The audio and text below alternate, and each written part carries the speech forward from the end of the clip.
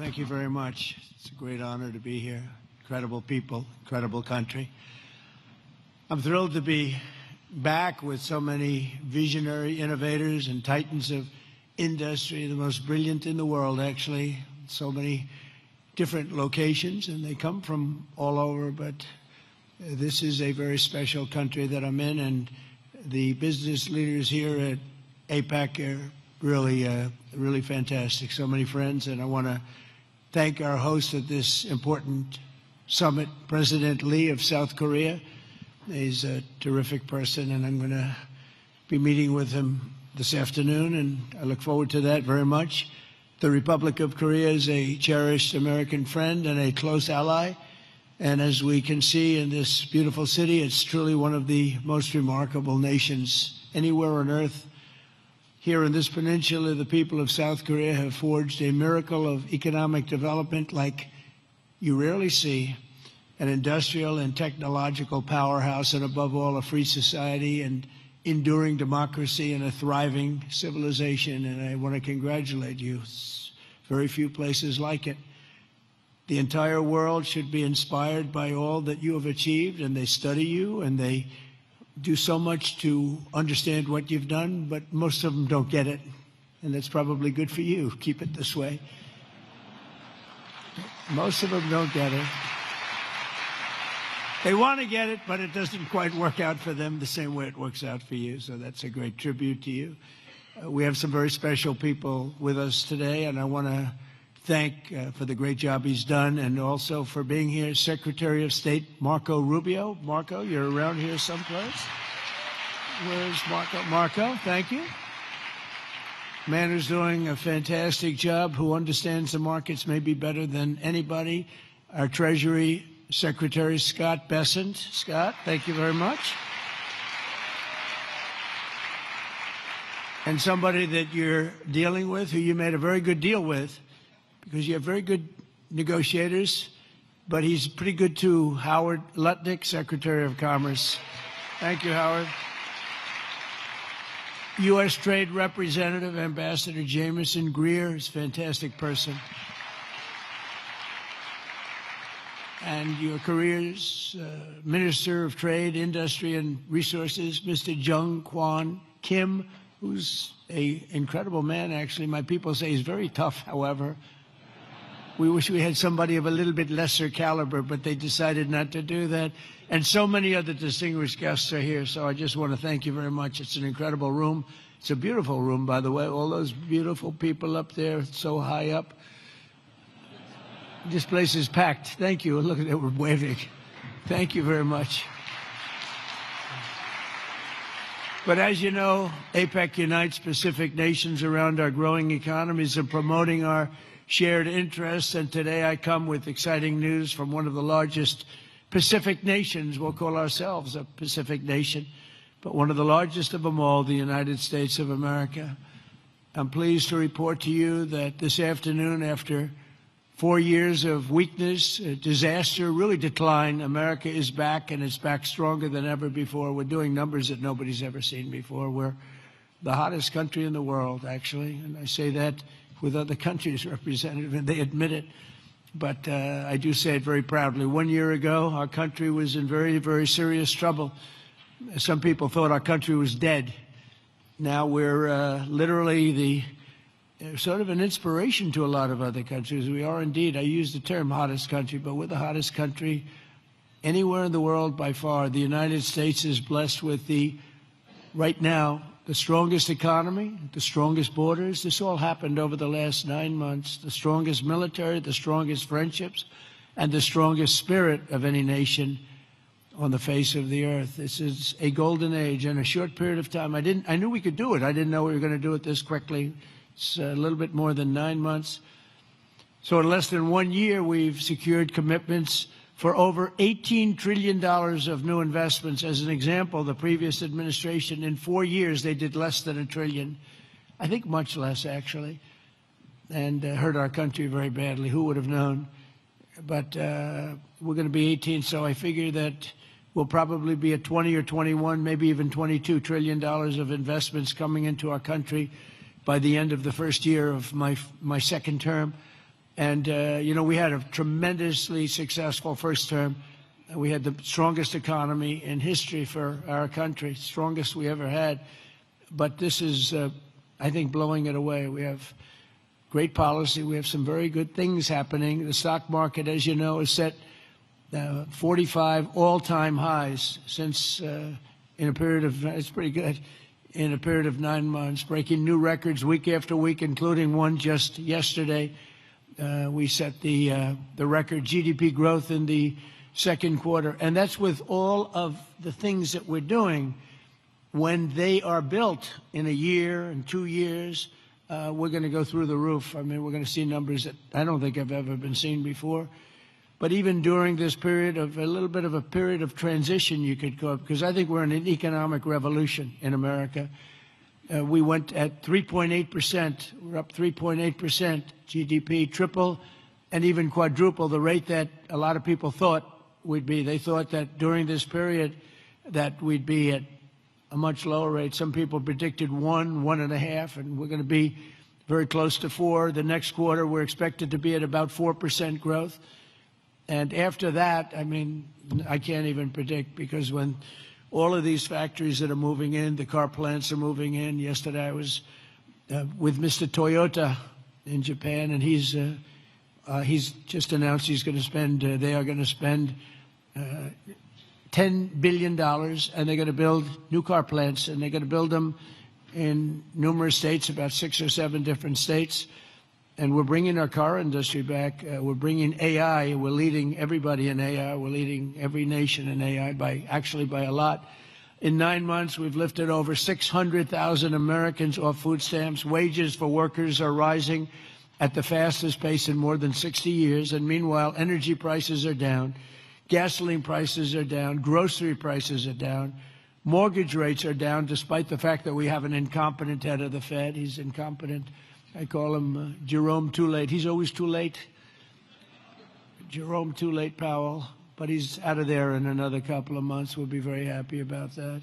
We'll appoint somebody that we all like, because we should have the lowest interest rates of any country, because without us, there are no other countries, really. I mean, the whole thing falls apart. You know, America always had the lowest interest rates, and now we don't do that. We're like number 28. It's ridiculous. And we're a much different country than we were 2 years ago or a year ago even. But you know what the crazy thing is? In the old days, I call the old days. I'm a little bit older. I'm looking at all these young, brilliant faces. I'm a slight, a couple of years older than you, just a couple of years. But in the old days, when you announced good news, the stock market went up. You announced good news, the stock market would go up. Now, when you announce good news, the stock market goes down, because people say, oh, that's terrible. You're doing well, that's terrible. Interest rates will go up. So they think because of that, interest rates will go up because that. It's inverse to what it should be. We're going to go back to the way it used to be. When we announce good news, the stock markets are going to go up. And that's the way it should be. And we're going to really ride that very hard.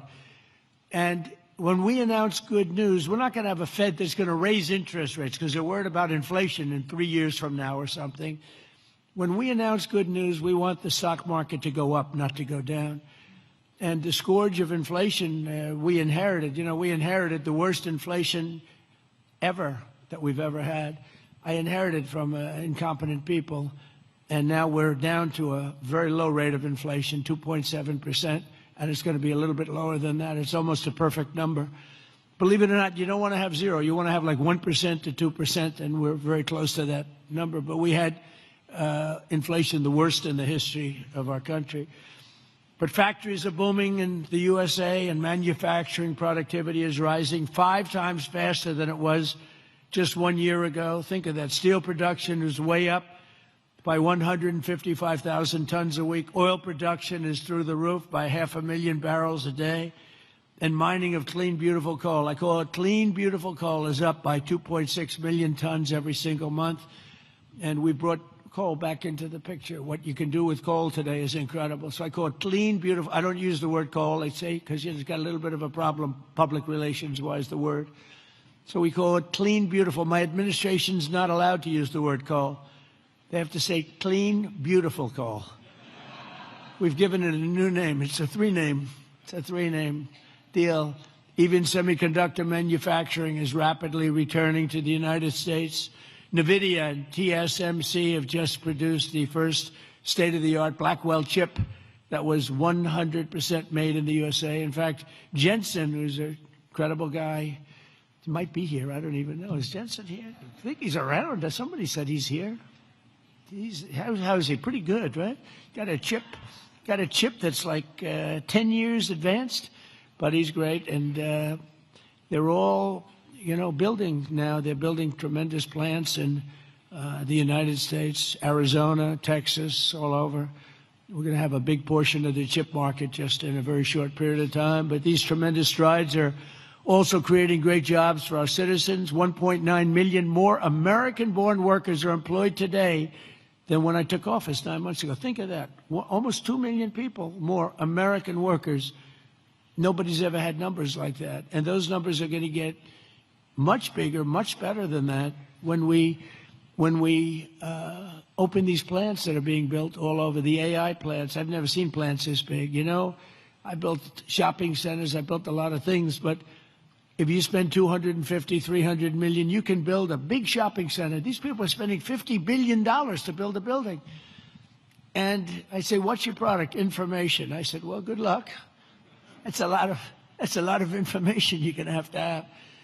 But, they're the smartest people in the world. They're doing it, and they all think it's great. All I can do is make it easy for them. And what I've done, one of the things that I'm most proud of, because I thought of it like every, country, our electricity production, our energy production is not, it's not, nobody ever saw this kind of a revolution with the AI. And what they need more than anything is electricity.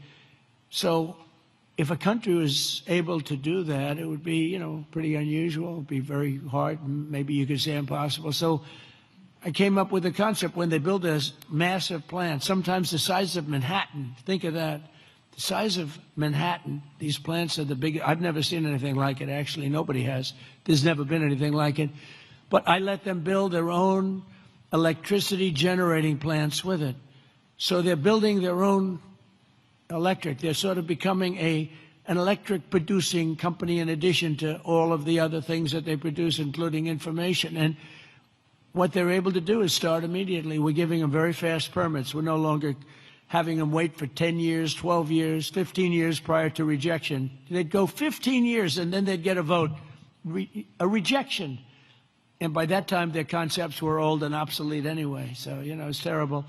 And we're getting it done rapidly, literally rapidly. And they're coming up with electric generating plants, the likes of which nobody has seen. The companies are standard companies that do electricity and create power companies. They've never seen anything like it because we have a level of genius, a level of people that are designing things that nobody's ever seen before that produces vast amounts of electricity for their plant. And if they have extra electricity, they sell it back into the grid. So they really, it's really been amazing, and it allows people to start building immediately, and they can't blame the government. They won't blame me because I didn't produce enough out of the grid that's 200 years old. So we have more people now working than at any time in the history of our country, and we've sort of just begun. It's hard to believe, actually, if you knew where we were 2 years ago. All of this is incredible news for Americans and for nations around the globe, and it is for South Korea because we're partners. We're serious partners. We're wedded, and we have a very special relationship, a special bond. In fact, we're working with you on shipbuilding, where you're going to come in. We were the #1 in the world during World War II. We produced a ship a day. Can you believe it? Tankers and freighters and this, but a ship a day.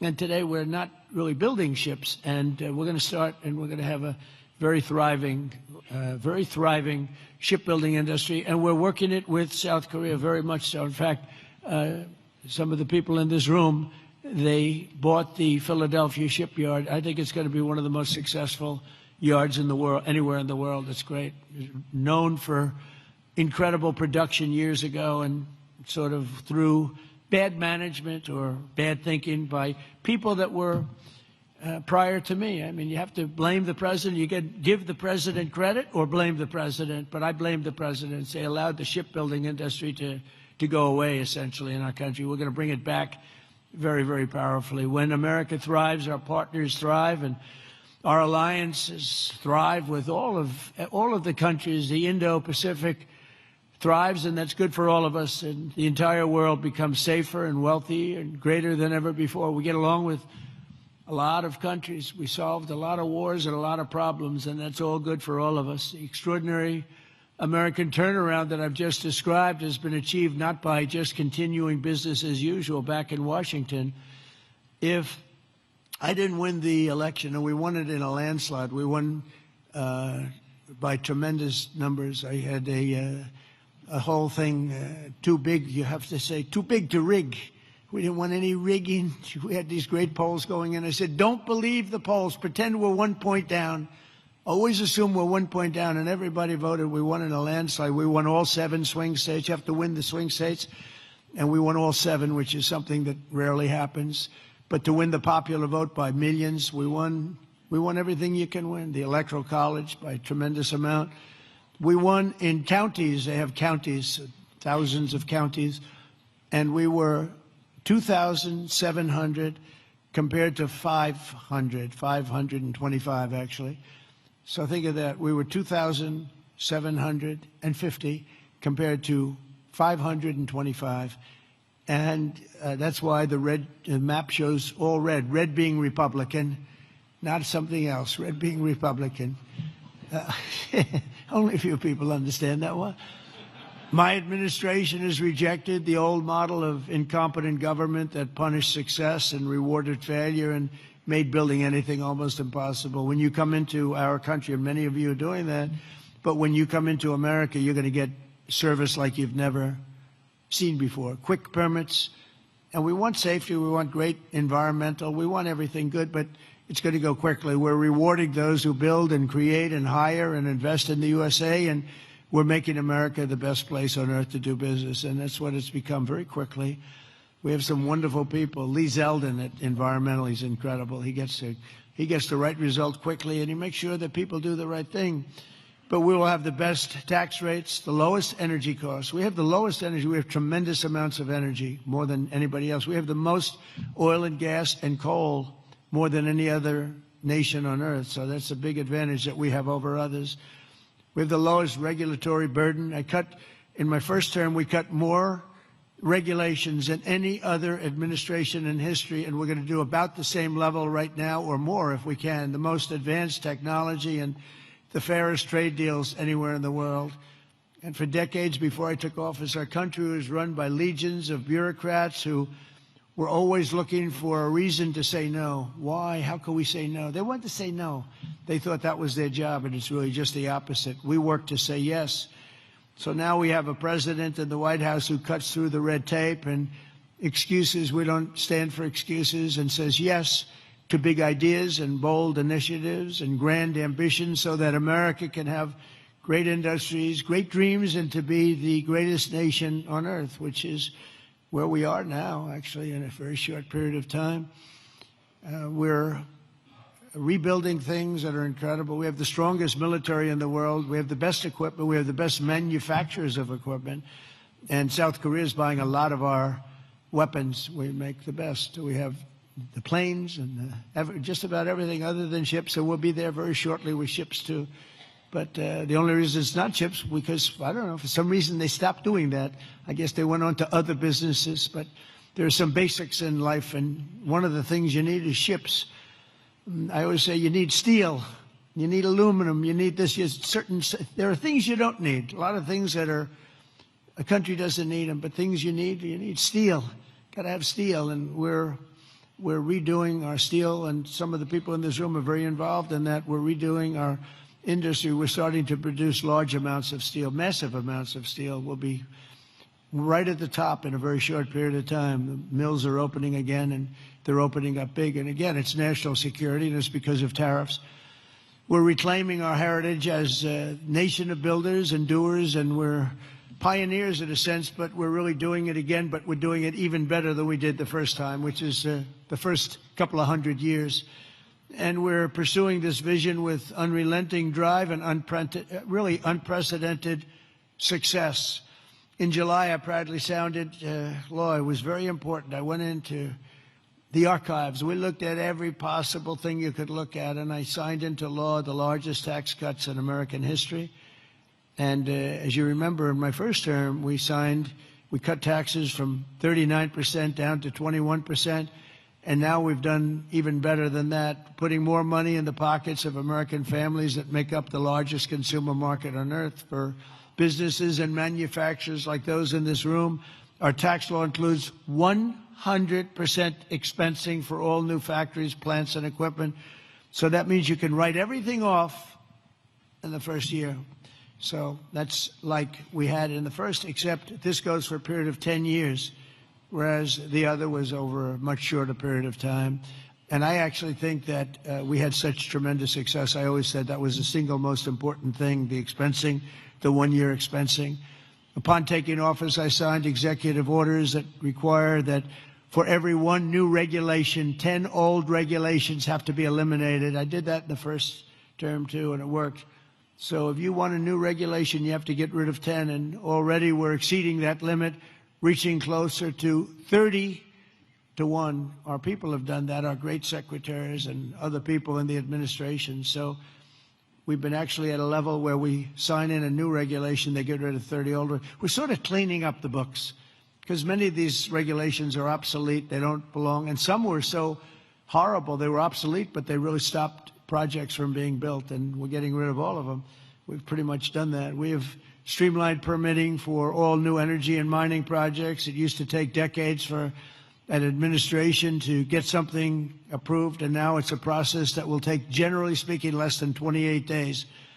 In addition, across government, we're guaranteeing a rapid and expedited regulatory review for all new projects in the United States, and that's worth billions and billions of dollars to industry. You spent more money on trying to get something approved than you do in building the plant itself. You know, in Louisiana, my first term, there were 2 plants, and one was financed by a tremendous group of Japanese investors, and it was about $16 billion, LNG plants. Another one was financed by people from South Korea and others. LNG, both of them, massive LNG. They were in the review process. One was 15 years, one was 16 or 17 years, and they were then told, forget it. We're not going to get it approved. So I came into government. I heard about it, and I love Louisiana. We did very well there. We did well in just about all the states, but we did really well in Louisiana. And so I got involved. The one plant that was in for almost 15 years, I got it approved in 1 day. 1 day. In fact, when we called the people to say that they got approved, they didn't know what the hell we were talking about. They said, you got it approved. We sort of gave up on it. I said, no, you don't have to give up. We got it approved. The other one took me a little bit longer. I didn't do as good a job. It took me 1 week. And they got approved, and they got built. They're massive plants, and they're doing unbelievably. They're like setting records, LNG, big, it's like the Empire State Building lying on its side. And all I know is, I looked at it. I said, what kind of a building is that? All it's got is pipes going back and forth. I never saw anything like it. But whatever it is, it works. And they've been very, very successful. But think of it, 14 and 15 years, and I got one approved in 1 day and one approved in 1 week, and they've been doing great, and they've been good for the environment. I've shrunk the size of government for the first time in many years since January. 100,000 bureaucrats have left the federal payroll. You've probably seen that. So we're creating real jobs. We're getting rid of wasteful jobs. Government spending is down 2.5% this quarter compared to 1 year ago. It was going through the roof in the previous administration. And in stark contrast to 4 years ago. I mean, if you look, 100% of all new jobs created in America under my administration have been created by the private sector. Think of that. The government created no new jobs.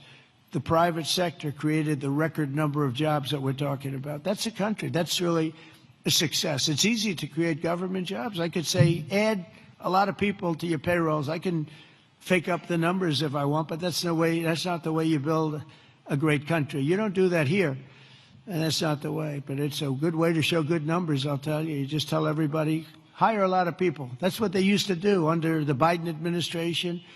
Under Barack Hussein Obama, you had, they'd say, hire a lot of people so we can make our numbers look good. I do the opposite. And we have real numbers. These are real numbers. There's truly no better time to invest in the USA. The results speak for themselves. Since the election, TSMC has pledged to invest $100 billion in the United States. So they're coming in from Taiwan. We have tremendous numbers of companies coming from Taiwan and building in the U.S. Apple, $600 billion investment. Hyundai, $26 billion. Micron, $200 billion. SoftBank, OpenAI, and Oracle, over $500 billion. Amazon, $35 billion. Pfizer, $70 billion. JERA, $200 billion. Google, $25 billion. NVIDIA, $500 billion. Genentech, $50 billion. Johnson & Johnson, $57. We're bringing back all of our pharmaceutical business. IBM, $150 billion. AstraZeneca, $50 billion, among many others, many others, too many to talk about.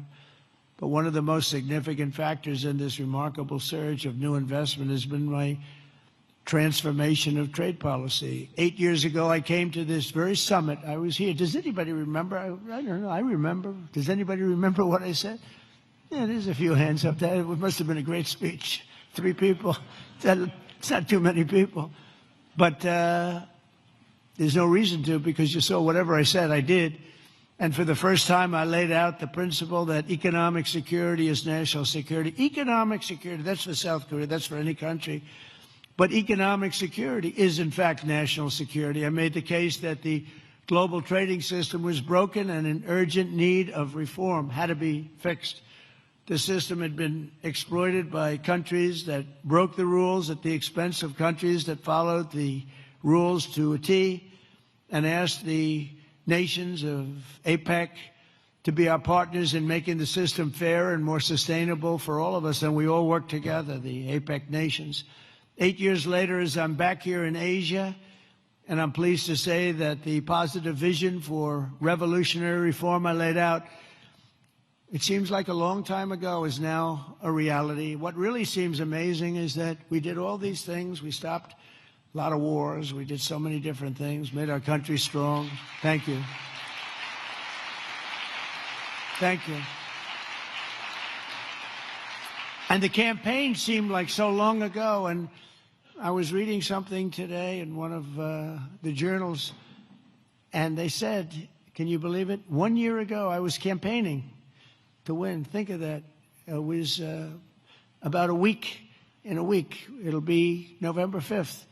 And November 5th was the election. I said, can you imagine that? Here I am, president. We've done so many different things, economically, militarily, peace-wise, peace through strength. And yet, 1 year ago, it's not long ago, I was campaigning. We didn't win. We were campaigning, and then we had the election, and we had a great election. And the spirit in our country is like incredible. If you compare that, we lost a lot of spirit in our country. Our country is depressed. They were very depressed, and they had a right to be. But around the world, we're signing one trade deal after another to balance our relationships on the basis of reciprocity. Very important word. On this trip alone, I've signed groundbreaking agreements with Malaysia, Cambodia, Japan. Our deal with the Republic of Korea will be finalized very soon, like moments or very shortly thereafter. These agreements will be incredible victories for all of us, because everyone is better off when we have stable partnerships, not plagued by chronic problems and imbalances. Probably you know that President Xi of China is coming tomorrow here, and we're going to be, I hope, making a deal. I think we're going to have a deal. I think it'll be a good deal for both. And that's really a great result. That's better than fighting and going through all sorts of problems and, no reason for it. I think it's going to be a great deal for both, so I'll be meeting him tomorrow. A lot of people are interested. They're also interested in what we're doing, but they're interested in that. I can tell you a lot. The world is watching, and I think we'll have something that's very exciting for everybody, and that's also good for South Korea. It's good for all nations. We're ending gaping trade deficits, unfair trade barriers to market access, insecure supply chains, weak, pathetic supply chains, and much, much more. We had such bad supply chains under the last administration. It was embarrassing. And we're entering a new era of trade that truly works for both sides. Got to work for everybody. You know, deals have to be good for everybody. I've heard that all the time, and I never really believed it, I'll be honest. I said, if you make a great deal. The best deals are deals that work for everybody, especially when you're talking about nations. You know, when you're talking about nations, it really is a little bit different than you're doing a business deal and you want to just rip their hearts out, right? These guys know what I mean. They've ripped out so many hearts. But when you have nations, it's a little bit different, you know? You got to all balance out a little bit. When I announced reciprocal tariffs last April, some people thought it was wonderful, and others really weren't so sure. They weren't sure. They didn't understand tariffs because tariffs were used against us. We didn't use tariffs stupidly. And we do now. National security. This week we proved once and for all that there were no critics left. The only critics are people that took advantage of us for many years, and now they're not able to do that. The deals we're signing with our friends and partners are making our alliances closer and stronger than ever before, and they respect us because it was so foolish. The people that ran our country were so foolish. With these agreements, our nations will extend our vital security alliances into the realm of economic security for the first time ever. We're forging new partnerships on strategically important industries like shipbuilding, energy, semiconductors, critical minerals, and, very important pharmaceuticals. We learned that during COVID. We had to rely on other countries to give us pharmaceuticals. You can't do that. You have to, certain industries you want to have there. You want to have your medicines made, ideally, in your own country. Many of our agreements also include deepening collaboration of industries of the future, such as nuclear, quantum, artificial intelligence, where America is number one by a lot. Actually, we're really number one by a lot. We're number one in military consequence. We're number one in military in the quality of the weapons. That's why everyone wants to buy for us. I'll tell you what we have a long lead on is submarines, nuclear submarines. We are so far advanced that by perhaps 20, 25 years. We're 25 years ahead of any competition. And not only are the tariffs strengthening our alliances, they're also bringing peace to the world. On Sunday in Malaysia, we signed the Kuala Lumpur Peace Accords, ending forever the war between Cambodia and Thailand. Thank you. Thank you. You know, it's interesting. We were making trade deals with Cambodia and with Thailand, and I sort of watch what I do. I don't go to the beach and sleep all day. I like to watch. And I see Cambodia, Thailand, among many other nations. And this is true for numerous other deals, too. But I see Cambodia, Thailand, and I read a front-page story about the fact that there were thousands of dead people along the border. And they fought for a long time. And I said, wait a minute, we're making deals? And they're starting a war? They were just starting, and it was vicious. Thousands of people were killed along the border, their two borders. And I said, let's call the head. I didn't know the heads of either one. I called them. They were both great people and sort of reasonable. I said, listen, you want a trade deal? We're not going to make a deal with you if you're going to be in war. Then I called Cambodia. I called Thailand. I called Cambodia, back and forth.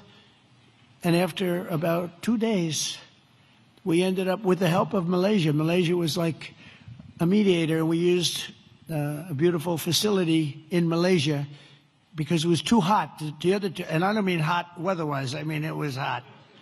It was too hot with bullets flying all over the place. And Malaysia was fantastic, and they helped implement it. The prime minister was great guy. Just left him. And within 2 days, we signed a deal. And the two people came in. They were like best friends. It was a beautiful thing to see. We saved, probably millions of lives. They've had a tempestuous relationship I said, for how many years? 500 years. They said, that's a long time. That's a long time. But we think this is going to be, hopefully, I use the word everlasting. Same thing in the Middle East. We hope it's going to be everlasting peace. They've never had peace. They've 3,000 years, and we signed in the Middle East. But I've ended 8 wars in 8 months, and in many instances, trade has played a big part in getting those those wars end, and on top of it all, tariffs now projected to reduce our deficit by $4 trillion over the next 10 years, and I think actually much more than that. That's national security, because you can't have deficits and you can't have debt all over the place, and stops inflation and strengthening the dollar and ultimately balancing our federal budget, which I think we're going to do very quickly, only because of our policy of fair tariffs. And for any company that does not wish to pay the tariff, I say, you know, you could build your factory in America. If you build your factory in America, there are zero tariffs. But, you know, again, going back to the wars, it's so important. If you look at India and Pakistan, so I'm doing a trade deal with India, and I have great respect and love. As you know, for Prime Minister Modi, we have a great relationship. Likewise, the Prime Minister of Pakistan is a great guy, and the Field Marshal, they have a Field Marshal. You know why he's a Field Marshal? He's a great fighter. He really is. He's a great guy, too. And so I know them all. And I'm reading that 7 planes were shot down. They're going at it, and they're really starting to go. And it's a big thing. These are 2 nuclear nations, and they're really going at it. And I called Prime Minister Modi. I said, we can't make a trade deal with you. No, we must make a trade deal. I said, no, we can't. You're starting a war with Pakistan. We're not going to do it. And then I called Pakistan. I said, we're not going to do trade with you because you're fighting with India. And, you know, 2 nuclear nations. And they said, no, you should let us fight. They both said that. You know, they're warring. They're strong people, I'll tell you what. Prime Minister Modi is the nicest looking guy. He says, and he looks like you'd like to have your father, like, he's a killer. He's tough as hell. No, we will fight. I said, whoa, this is the same man that I know. But after a little while, and they're good people, and after literally 2 days, they called up and they said, we understand, and they stopped fighting. How is that? Isn't that amazing? Now, you think Biden would have done that? I don't think so. Most people wouldn't have thought of it, but, you know, they wouldn't have thought of it. No, but here we are, we're doing deals. So you add an extra sentence, and you say you have to stop shooting at each other. 7 planes were shot down. You have to stop the war. And they stopped the war. And if it weren't for the tariffs, I said I was going to put 250% tariffs on each country, which means that you'll never do business. In other words, there's nothing you can sell for 250%. That means that's a nice way of saying we don't want to do business with you. You don't have to say that, because that's a nasty, we don't want to do business. No. You say we're going to put 250% tariffs if you don't stop the war. And they understood that, and within 48 hours, we had no war, no people killed. I mean, it's makes me feel so good. It's we saved millions and millions of lives with all of them. Azerbaijan. If you look at, just take a look at that one. That was going on for, I think, 38 years, right? And President Putin called me. He said, "It's amazing. It's amazing. We couldn't get that war stopped. 38 years it went on." Millions of people killed, and we got it done. And the 2 countries came in, and they were in the White House, and they started off here, and they got closer. After an hour, they were hugging each other in peace. It was amazing, actually. It was beautiful to see 2 very good countries, 2 very good leaders. One was there for 22 years, one was there for 7, and they both said, my entire political life, all I did was shoot people on the other side. And we got it closed up, and we did that 8 times. The only one I didn't do is Russia, Ukraine, but that'll get done too. That'll get done. I thought that was going to be an easy one because of my relationship with President Putin. He turned out to be a little different, but I think it'll get done. It's would have never started if I were president. That war would have never, ever started. So we've used trade to create peace in a lot of different locations. We also solved the war in Africa, Congo, Republic of Congo, and Rwanda. That was much smaller to do with trade, more to do with common sense. They were fighting for years. 10 million people were dead, and we got that one done too. So we did a lot of them. We did 8 in 8 months, and I think the other one's going to come along. I really think so. I thought that would have been one of the easier. Who would have thought we created peace in the Middle East but didn't get Russia and Ukraine? Because peace in the Middle East was undoable. They're shaking their heads. It was undoable. We got it done. 3,000 years, okay? They never had peace. They never had anything like it. We have all countries signed up, and the level of spirit and everything, I think it's going to hold for a long time, hopefully forever. Hopefully that's an everlasting one, too. So in conclusion, at some point in your careers, every great business person and CEO in this room today has faced critics who said reform, innovation, and bold action would only lead to a total disaster, but none of us would be here if we had listened to the small minds with no vision. These are small minds with no vision. They had no understanding of success. They had no understanding of life and death. True success comes from having the confidence and the courage to prove the doubters wrong. And oftentimes you'll go the opposite way of almost everybody, and you'll be the one that's right, and the others will be the one that's wrong. And that's where you have your greatest successes. And that's what America and our Indo-Pacific partners really are doing this week, and what our businesses and entrepreneurs do each and every day. That's what you do, the most successful people in the world. Together we're solving the challenges that no one before us has ever been able to solve, and we're forging a free and open Indo-Pacific, and for all of the people, we're creating a future of dignity and security, prosperity and pride. From the rolling hills of San Francisco to the gleaming streets of Seoul, from the bustling factories of Toledo, Ohio, to the bright lights of Tokyo, from Pittsburgh to Palawan, from Boston to Bangkok, from Detroit to Da Nang, and from Cleveland to right here in Gyeongju. Nice place. Did I do good with that one? Did I do okay? Gyeongju. Good, beautiful place, by the way. We're strengthening old friendships, forging new bonds, building new factories, pioneering new industries, and creating a dramatically better world for our children and for generations to come. Together we will build a future of strong, independent nations on both sides of the vast ocean, joined by our common interests, united by common values, and reaching constantly toward a richer, safer, and more peaceful Pacific with fairness, persistence, and common sense. That's such an important two words. We will build together, we will trade together, we will prosper together, we will thrive together, and above all, we will win together like never before. We're going to have an incredible relationship together for generations to come. And I just want to thank everybody in the room. I know so many of you. You're incredible people. God bless you. God bless the nations of this great region, and God bless America. Thank you very much, everybody.